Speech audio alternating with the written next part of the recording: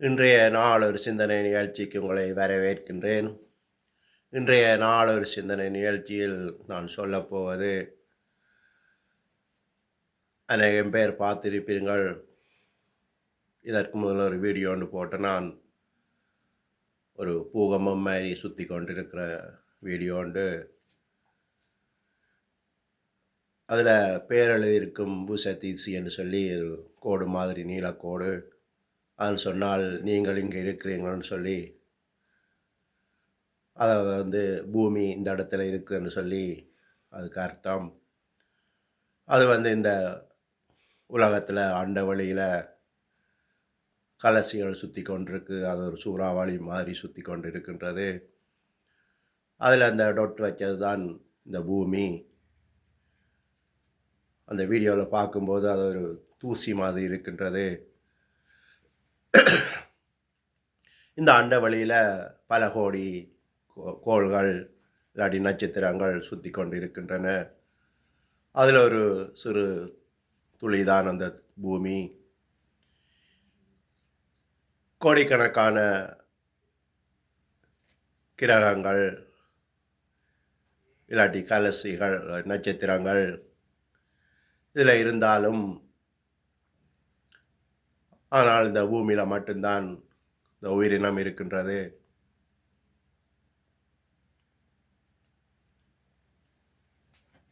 பைபிளையும் அப்படித்தான் குறிப்பிட்டிருக்கிறது. தேவன் வானத்தையும் பூமியையும் சிருஷ்டித்தார், அதில் உயிரினங்கள் மனிதனை படைத்தார்னு சொல்லி.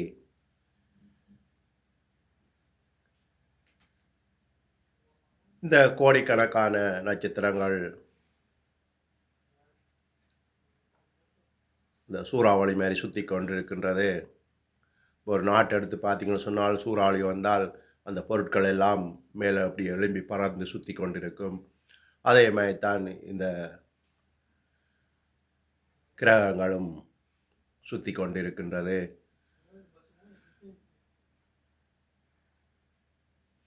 இதில் கொஞ்சம் குறைய சுற்றினாலும் பூமி திசை மாறி போகும். இல்லாட்டி கொஞ்சம் கூட சுற்றினாலும் இந்த பூமி அண்ட வழிக்குள்ள விலகி போய்விடும்.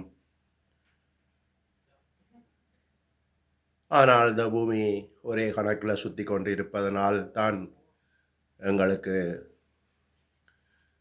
மனித உயிரினம் வாழ்வதற்கு சரியான சூடு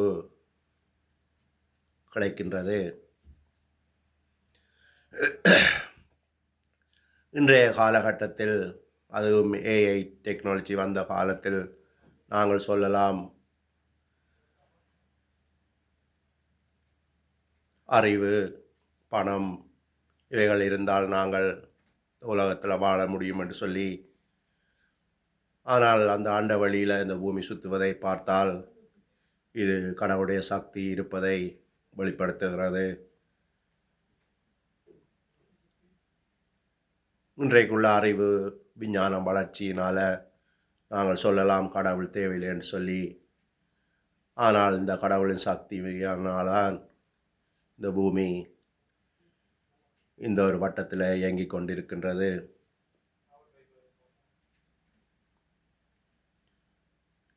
இந்த அண்ட வழியில் பல கோடி கோள்கள் இருந்தாலும், இந்த பூமி என்னும் கிரகத்தில் தான் உயிரினம் மனிதன் வாழ்ந்து கொண்டிருக்கிறான்.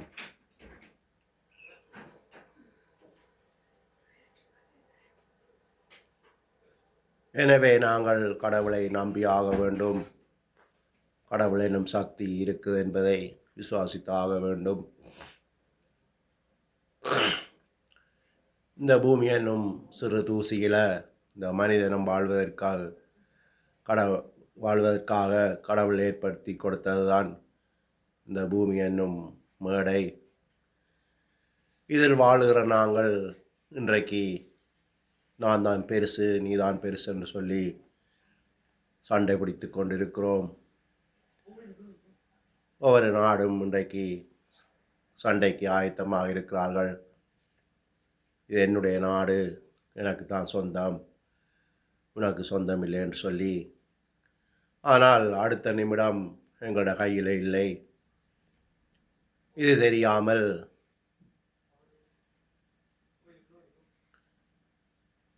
என்னை விட்டால் யாரும் இல்லை, உன்னை விட்டால் யாரும் இல்லை என்று சொல்லி வைராக்கியம் பாராட்டி கொண்டிருக்கிறோம்.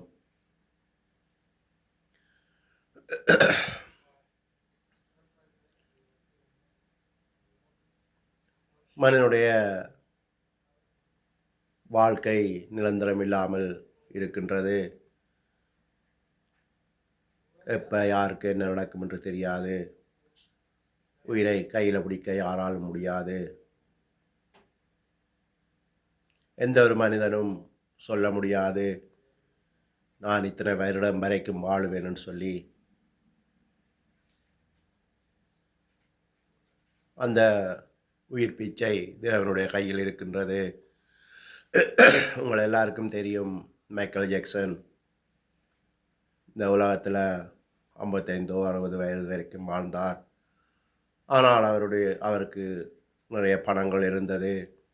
அவரை சுற்றி எப்பவும் பல டாக்டர்கள் இருந்தார்கள். அவர் சொல்லி கொண்டிருந்தவர் தான் இந்த உலகத்தில் 150 வருடம் வாழுவேன் என்று சொல்லி. ஆனால் அவரால் 60 வயது கூட தாண்ட முடியவில்லை. ஒரு சாதாரண மனிதனை எடுத்துக்கொண்டால் கூட பல வருடத்துக்கு வாழுகிறார்கள். ஆனால் இவர்கிட்ட பணம் இருந்தும் புகழ் இருந்தும் இவரால் வாழ முடியவில்லை.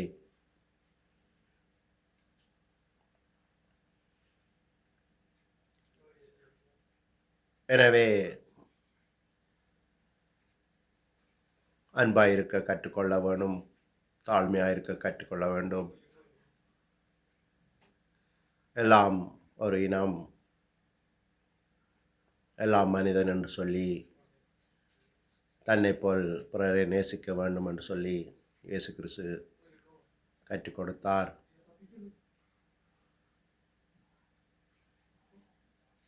எனவே நாங்கள் அன்பாக சமாதானமாக வாழ வேண்டும் என்று சொல்லி இன்றைய நாளர் சிந்தனை நிகழ்ச்சியை முடித்துக் கொள்கிறேன். நன்றி, வணக்கம்.